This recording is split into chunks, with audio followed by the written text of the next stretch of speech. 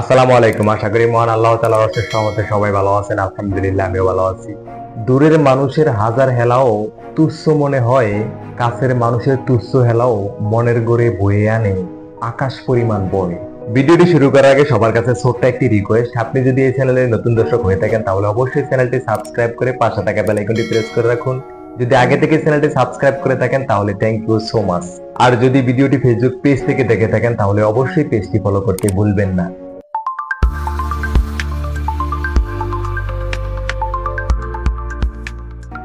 আপনি কি জানেন আপনার সবচেয়ে বড় শত্রু আপনার কাছের মানুষগুলো, আপনার আপন মানুষগুলো। আপনি আমি সবচেয়ে বেশি অবহেলিত হই আপনার আমার কাছের মানুষগুলোর কাছে, আপনার আমার আপন মানুষগুলোর কাছে। বিশ্বাস হয় না তাই তো? বিশ্বাস না হওয়ারই কথা।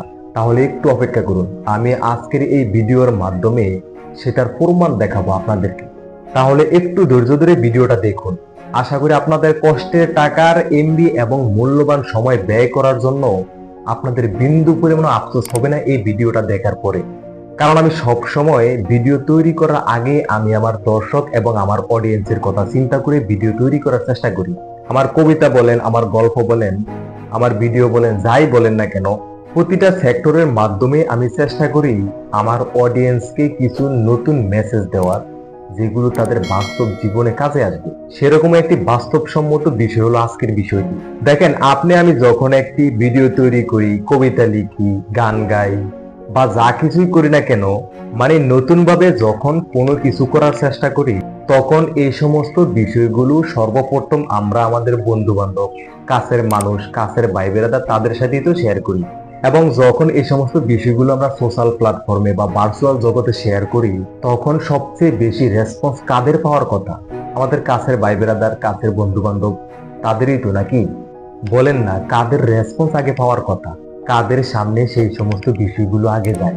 যাদের সাথে আপনার আমার মিউচুয়াল আছে তাদের সামনেই তো আগে যায়। যাদের সাথে আপনার আমার ভালো সম্পর্ক আছে তাদের সামনেই তো আগে যায়, নাকি?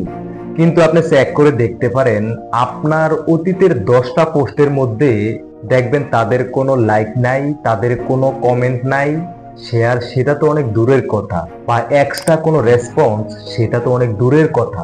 শুধু যে এই সেক্টরটাতে এরকম, বিষয়টা এরকম নয়।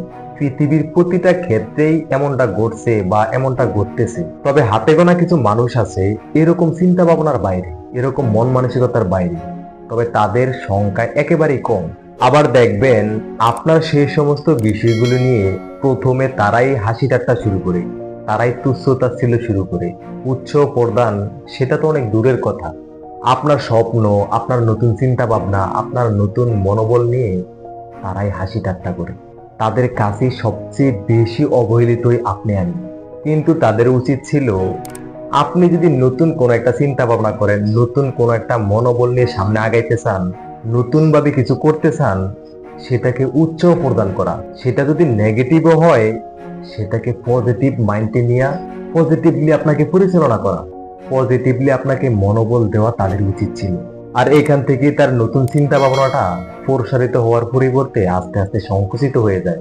তার সামনে এগিয়ে যাওয়া পথগুলো আরো কঠিন হয়ে যায়।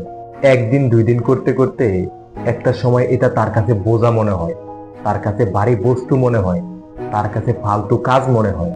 তখনই সে তার স্বপ্নের রাস্তা থেকে ছিটকে পড়ে যায়। তখন আর তার সামনে এগিয়ে যাওয়া সম্ভব হয় না। ভিডিওর শেষ মুহূর্তে এসে আপনাদেরকে একটা গল্প শুনে। এক লোক বাজারে গেছিল একটা ছাগলের বাচ্চা কিনতে। সে বাজার থেকে কিন্তু একটা ছাগলের বাচ্চাই কিনছে। যখন এই ছাগলের বাচ্চাটা নিয়ে বাড়ির দিকে রওনা শুরু করলো, তখন কিছু দূর যাওয়ার পরে একটা লোক বলল, আচ্ছা আপনি এই গাধার বাচ্চাটা কেন কিনে আনলেন? যাক, মনে করছে ওই ফাজলামি করে। কিছু দূর যাওয়ার পরে আবার আরেক লোকও সেম কথাটাই বললো, আপনি এই গাধার বাচ্চাটা কেন কিনে আনলেন? কিছু দূর যাওয়ার পরে আরেকজনও সেম কথাটাই বললো, আপনি এই গাধার বাচ্চাটা কেন কিনে আনলেন? এই গাধার বাচ্চা দিয়ে আপনি কি করবেন?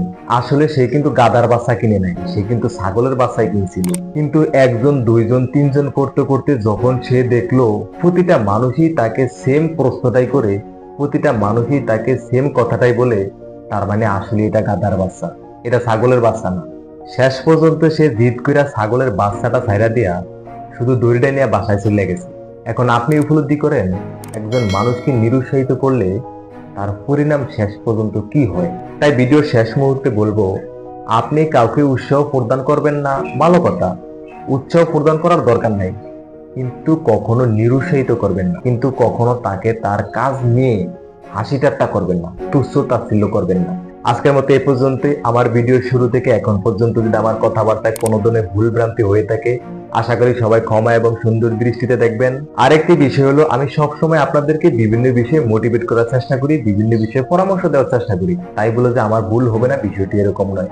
মানুষ কখনো ভুলের ঊর্ধ্বে নয়, আর আমিও একজন মানুষ। আল্লাহ তাআলা বাঁচিয়ে রাখলে সামনে আবার দেখা হবে নতুন কোনো বিষয়ে, নতুন কোনো ভিডিওতে। দোয়া করি সে পর্যন্ত আল্লাহ তাআলা সবাইকে ভালো রাখুক, সুস্থ রাখুক। আল্লাহ হাফেজ।